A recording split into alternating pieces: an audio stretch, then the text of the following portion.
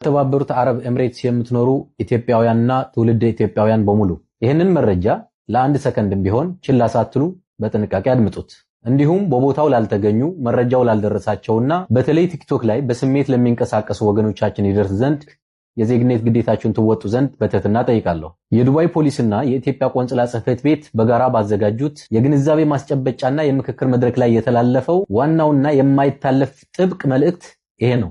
ሕጉን አላወቅኩም ነበር ማለት በሕግ ፊት ከተጠያቂነትና ከቅጣት ፈጽሞ አያድንም። እያንዳንዱ ሰው ለሚፈጽመው ድርጊት ሙሉ ኃላፊነቱ ራሱ ይወስዳል። ይህ በዱባይ ፖሊስ ኦፊሰር ክለብ የተዘጋጀው የምክክር መድረክ ያለ ምክንያት አይደለም። የዱባይ ፖሊስ ከፍተኛ የሥራ ኃላፊዎች እንዳሳወቁት የዚህ ፕሮግራም ዋና ዓላማ ዜጎችን ከመቅጣት በፊት አስቀድሞ ማስተማርና ግንዛቤ ማስጨበጥ ነው ብለዋል። ምክንያቱ በአሁኑ ወቅት በቲክቶክ እና በማህበራዊ ሚዲያ ላይ የሚታየው ደንበር የለሽ ስሜታዊነትና የኃላፊነት ጉድለት የሀገራችንን ገጽታ በከፍተኛ ሁኔታ እያበላሸ ይገኛል። በርካታ ወገኖቻችን እንደ ቀልድና እንደ ተራ ነገር በሚፈጽሟቸው ስህተቶች ሳቢያ የዓመታት ድካማቸውን፣ ስራቸውና እየኖሩበት ያለውን ሰላማዊ ኑሮ በአንድ ጀንበር እያሳጣ ይገኛል። ይህ መድረክ የተዘጋጀው ይህንን አደገኛ ክፍተት ለመግታትና የመጨረሻውን ጥብቅ የሕግ ጥሪ ለማስተላለፍ ነው። በመድረኩ ላይ ስልጠና የሰጡት የዱባይ ፖሊስ የተለያዩ የሥራ ክፍል ኃላፊዎች እጅግ ጥብቅና የማይታለፉ የሕግ ቅጣቶችን አመላክተዋል። እኛ በቲክቶክ ላይ እንደ ቀላል የምናሳያቸው ድርጊቶች በተባበሩት አረብ ኤምሬትስ የሳይበር ወንጀል ሕግ መሰረት ለከፍተኛ የገንዘብ ቅጣት፣ ለእስር እንዲሁም ደግሞ ዲፖርት ተደርጎ ከሀገሪቱ እስከመባረር ድረስ የሚያደርሱ ከባድ ወንጀሎች ናቸው። ዛሬውኑ በአስቸኳይ ልናቆማቸው የሚገቡ 4 ዋና ዋና ነገሮችን ልንገራችሁ። አንደኛውና ዋነኛው ነገር የጥላቻ ንግግር፣ በማህበረሰቡ መካከል መከፋፈልን፣ ጥላቻንና ንቀትን የሚያንጸባርቁ የብሔር ፖለቲካ ቅስቀሳዎችን ሶሻል ሚዲያ ላይ ፈጽሞ አለማሰራጨት። ሁለተኛው ስድብ፣ ዛቻና ስም ማጥፋት፣ ግለሰቦችንም ሆነ ተቋማት በቪዲዮ በጽሁፍ አሊያም በኮሜንት መዝለፍና ስም ማጥፋት ፈጽሞ የተከለከለ ነው። ሶስተኛው የግለሰቦች መረጃ ማውጣትና ያለ ፍቃድ ቪዲዮ መቅረጽ፣ የሰዎችን ግላዊነት የሚጥሱ ምስሎችን፣ ቪዲዮዎችን አሊያም መረጃዎችን ያለ ግለሰቡ ፍቃድ ማሰራጨት ፈጽሞ በሕግ የተከለከለ ነው። አራተኛው ታማሚዎችን ሰበብ በማድረግ ያለ መንግስት ዕውቅና በሶሻል ሚዲያ ላይ ገንዘብ ማሰባሰብ በኤምሬትስ ሕግ ፈጽሞ የተከለከለ ነው።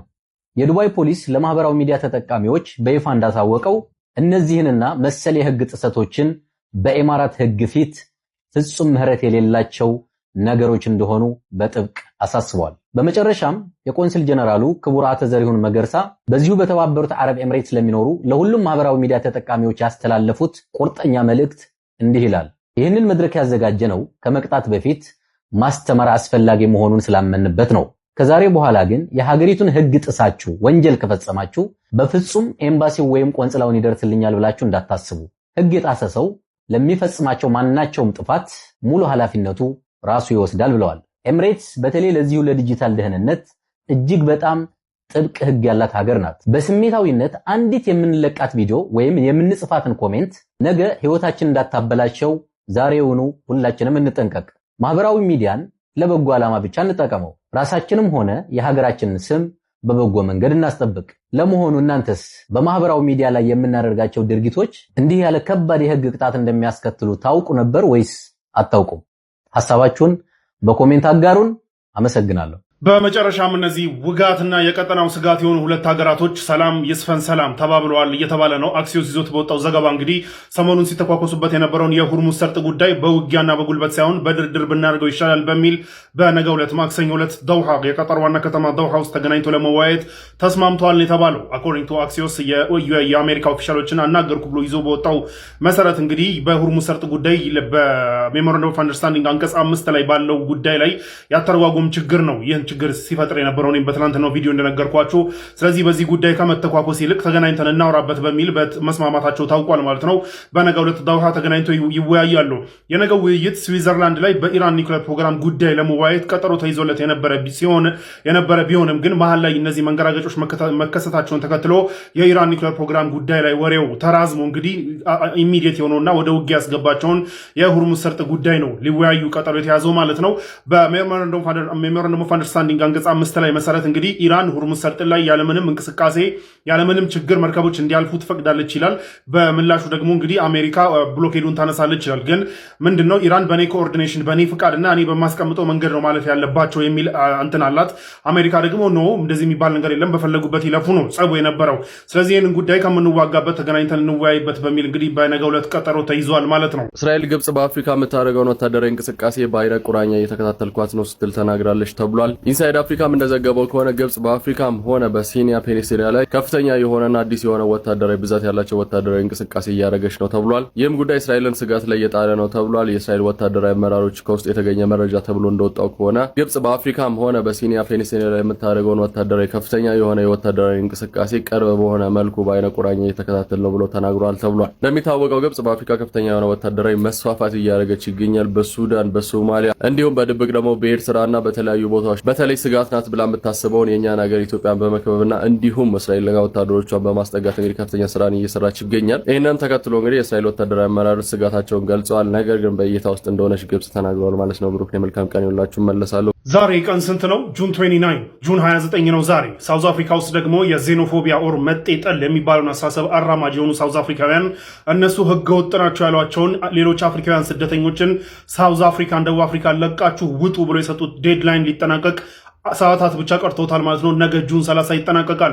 ይህንን ተከትሎ ከባድ ስጋት አለ አሁን። ምክንያቱም እነዚህ ሰዎች ያላቸው ሬፒቴሽን ከዚህ በፊት የነበራቸውና ከአመታት ጀምሮ ሲያሳዩት የነበረው ነገር ምንድነው? መጤ ጠልነታቸውና መጤ የሚሏቸውን ሌሎች አፍሪካ ሀገር ተወላጆችን አሰቃቂ በሆነ ጥቃት ሲያጠቁ ነው። ኢትዮጵያውያንም ጨምሮ ከወራት በፊት እርምጃ ሲወሰድ አይታችሁ ነበረ። ይህንን ተከትሎ እንግዲህ እነዚህ ሰዎች ባላቸው ሬፒቴሽን የተነሳ አሁን ዴድላይኑ መድረስ ወር ዴድላይኑ ነገ መሆኑን ተከትሎ ከባድ ስጋት አለ። በጣም ብዙ ስደተኞች እየወጡ እንዳለ እየታወቀ ነው።